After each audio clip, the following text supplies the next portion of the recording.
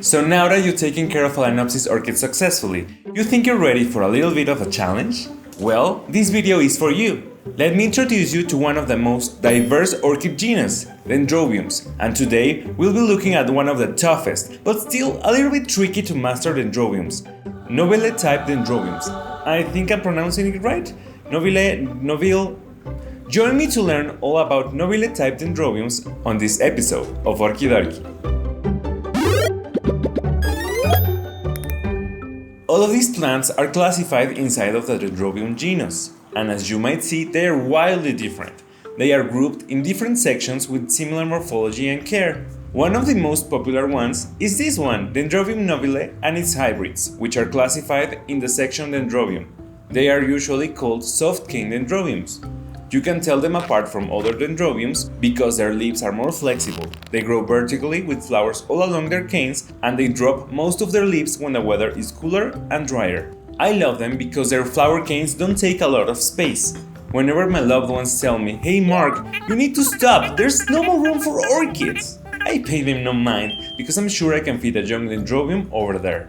But be careful, if you keep them alive long enough, they can get massive.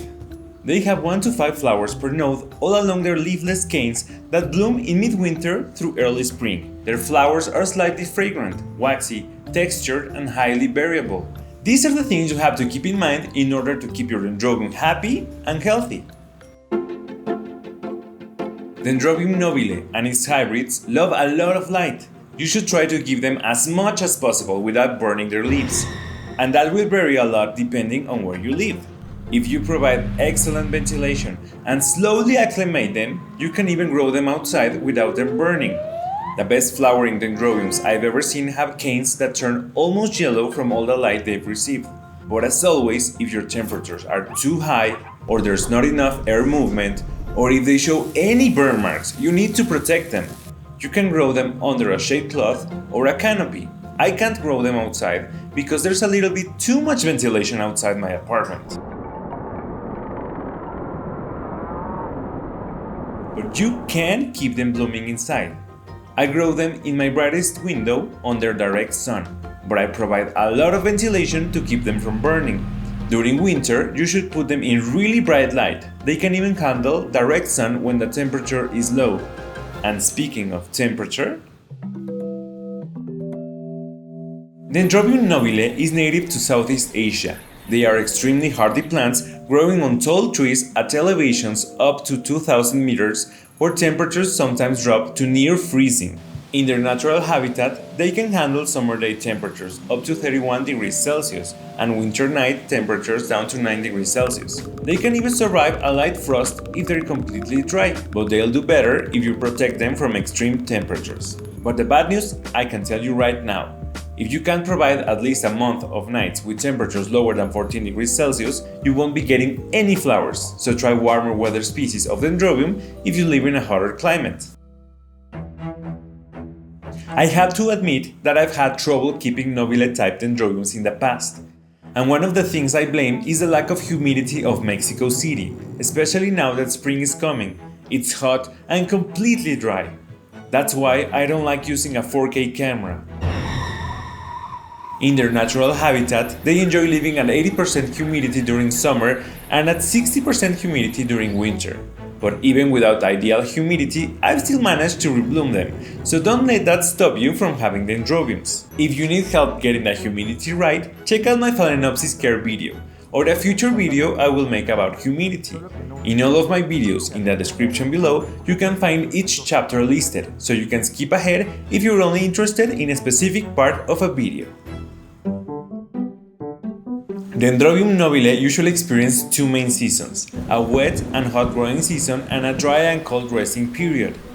Although there is hardly any rain for more than 4 months during the dry season, these orchids survive and bloom. During the growing season, water your dendrobiums profusely.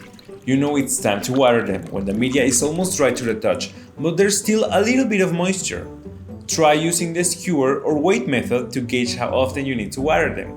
Hot weather, sunlight, and ventilation can cause the media to dry out quickly, so be sure to keep an eye on them. Remember that thoroughly watering them and then waiting for them to dry is more effective than lightly spraying them.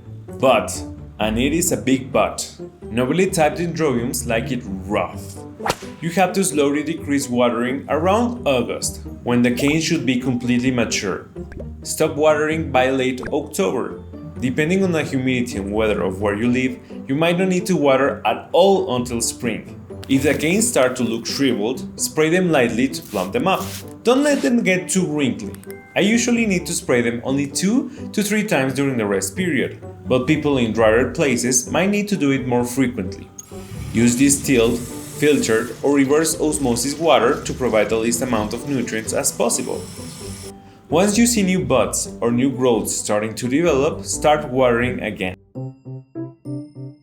Fertilizing is an important topic for Dendrobium nobile. During the growing season, provide a balanced fertilizer to help them grow healthy and strong. But once the canes mature, stop fertilizing completely. That's probably gonna happen in August. Do not use slow-release fertilizer or a fertilizer with a high percentage of nitrogen. Too much nitrogen might make your Dendrobiums produce keikis or baby orchids instead of flowers. And it might be that I don't like kids, but I'd rather have flowers than babies.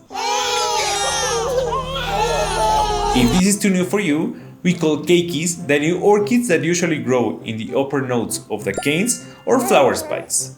If there's new growth in the bottom part of your plant, that's just the normal growth of a sympodial orchid like the Dendrobiums. If you don't like how they look, or if there's too many keikis in a single cane, you can remove them once they produce enough roots to clone your plants. But I suggest you keep them attached if you can. Big plants with a lot of canes tend to bloom better. Dendrobiums like being pretty road-bound in their pots, almost like they're millennials living in downtown Mexico City. I'm recording a video! Both of you, shut up! No, you shut up! They have kind of short roots. If you repot them into really big pots, they won't bloom as well until they finally secure themselves to their new container. When it's time to repot, be sure to not overpot them. They do well in relatively small pots. You should repot them every 2 to 3 years. Triggers for repotting should be if the media starts breaking down, canes overgrow the pot, or the root mass is significantly filling the pot. Do it once the flowers drop and the plant is about to start rapidly growing. I'm still trying out different media for my weather and care, but the general recommendation is to use medium-sized bark and some inorganic material like leca, lava rock, or perlite to provide drainage. Dendrobiums tend to be really top-heavy, so try putting stones in the bottom of their pot, putting them in a heavy container, and staking them to keep them upright.